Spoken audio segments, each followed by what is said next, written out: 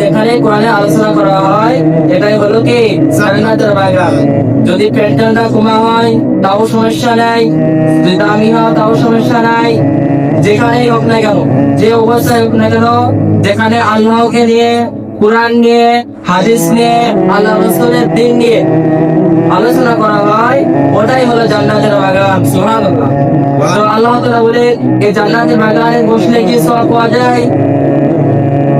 আল্লাহ তাআলা বলেন, যে ব্যক্তি খাস নিয়তে, ইখলাসের সহিত, আমলের নিয়তে জান্নাতের বাগানে বসলো, আল্লাহ তাআলা বলেন তার প্রতি নিঃশ্বাসে আল্লাহ তাআলা নেকি দান করেন। সুবহানাল্লাহ। শুধু তাই নয়, আল্লাহ তাআলা বলছেন খাস নিয়তে, ইখলাসের নিয়তে, আমলের নিয়তে জান্নাতের বাগানে বসলো, আল্লাহ তাআলা বলছেন প্রতি নিঃশ্বাসে গুনাহ মাফ করে দেয়। সুবহানাল্লাহ। তাহলে সময় হাজির, তাহলে জান্নাতের বাগানে বসে লাভ হবে না লস হবে? বলেন লাভ হবে। জান্নাতের বাগানে বসে লাভ হবে না লস হবে? লাভ হবে। তো আল্লাহ তাআলা বলেন দুই ব্যক্তিকে আমি জান্নাত দান করব। কয় ব্যক্তি? দুই ব্যক্তি। যে ব্যক্তি দ্বীনের জন্য কাজ করে, দ্বীনের জন্য কাজ করে, কিন্তু অনেকে আছে দ্বীনের জন্য কাজ করে কিন্তু নিজের আমল ঠিক রাখে না। বয়ান দেয় বলে এক নম্বর থাকে, কিন্তু কাজের বেলায় সে কিন্তু নাই, হারাই যায়, ঠিক না? এরকম লোক আছে। তো এদের জন্য আল্লাহ জান্নাত দেয় না। আপনি হাফেজ হলে জান্নাত চলে যাবেন, বড় হুজুর হলে জান্নাত চলে যাবেন, মাথা দুই বলে জান্নাত চলে যাবেন, এরকম না। আল্লাহ বলছেন আপু হাসিবতুম আতাদুল জান্নাত। আল্লাহ বলছেন কি আপু হাসিবতুম আতাদুল জান্নাত। তোমরা কি মনে করেছো তোমরা জান্নাতে এমনি চলে যাবা? আল্লাহ তাআলা বলছেন তোমরা কি জান্নাতে এমনি চলে যাবা? জান্নাতে যাওয়ার জন্য দুইটি কাজ যে ব্যক্তি করবে, আল্লাহ তাআলা বলছেন তার জন্য জান্নাত ওয়াজিব হয়ে যায়। সুবহানাল্লাহ। কোন দুইটি কাজ? আল্লাহ তাআলা বলছেন যার মধ্যে তাকওয়া আছে। কি আছে বলে? তাকওয়া। যার মধ্যে তাকওয়া আছে, তাকওয়া মানে কি? আল্লাহকে ভয় করা। যার মধ্যে তাকওয়া আছে, আল্লাহ তাআলা বলছেন ওই ব্যক্তির জন্য জান্নাত। কারণ দেখেন যার মধ্যে তাকওয়া আছে, আল্লাহর প্রতি ভয় আছে, তার দ্বারা কোনো গুনাহ কাজ করা সম্ভব নয়, ঠিক না? বলেন যে যার মধ্যে তাকওয়া আছে, আল্লাহর প্রতি ভয় আছে, তার দ্বারা কোনো গুনাহ কাজ করা সম্ভব নয়। এবং যার মধ্যে তাকওয়া আছে, সে আল্লাহর হুকুম অমান্য করে চলার মতো কোনো ক্যাপাসিটির মধ্যে নাই, তার মধ্যে কি আছে? তাকওয়া আছে। আরেকটা ব্যক্তির জন্য জান্নাত আল্লাহ তাআলা ওয়াজিব করেছেন, যে ব্যক্তি আল মুসলিমান সালিমাল মুসলিমুনা মিন লিসানি ওয়া ইয়াদিহি, আল মুসলিমান সালিমাল মুসলিমুনা মিন লিসানিহি ওয়া ইয়াদিহি। আল্লাহ বলেন ওই ব্যক্তির জন্য জান্নাত ওয়াজিব যে ব্যক্তি নিজের হাত থেকে, নিজের মুখ থেকে, নিজের অঙ্গ প্রত্যঙ্গ থেকে অপর একটি মুসলমান নিরাপদ থাকে। তাহলে আপনার দ্বারাই যদি কোনো ব্যক্তি নিরাপদ না থাকে, তাহলে আপনি মুসলমান না।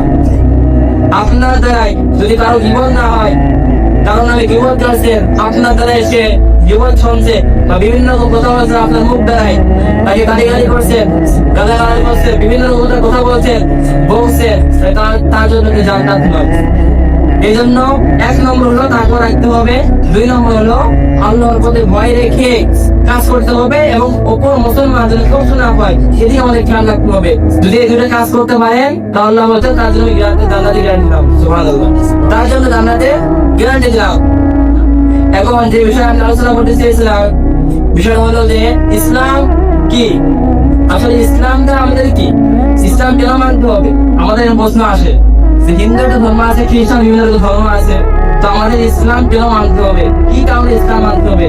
আর আল্লাহ আছে কিনা এটা মানুষ প্রশ্ন আসে, যে আমরা আল্লাহকে দেখি নাই, জান্নাত দেখি নাই, জাহান্নাম দেখি নাই, অনেকের প্রশ্ন থাকে। আসলে ইসলাম হলো একটা শান্তি। ইসলাম মানে কি? শান্তি। এটা দেখেন ইসলামের মধ্যে কোথাও গান বাজনা জায়েজ আছে না? আছে বলেন? গান বাজনা লিপ্ত আছে, সকল জায়েজ আছে বলেন? কিন্তু দেখতে দৃষ্টি খেয়ালটা দেখেন এবার তো অন্য যে ধর্মগুলো আছে সেখানে গান বাজনা আছে।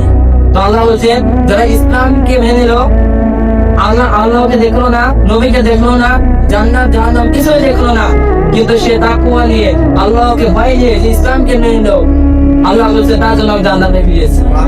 তাহলে আল্লাহকে দেখি নাই, কাউকে দেখি নাই, তাও আমার ইসলামকে মানছি, তার মানে কি আমাদের আল্লাহর ভয় আছে না? বলে আল্লাহর ভয় আছে, সবাই আল্লাহর ভয় আছে।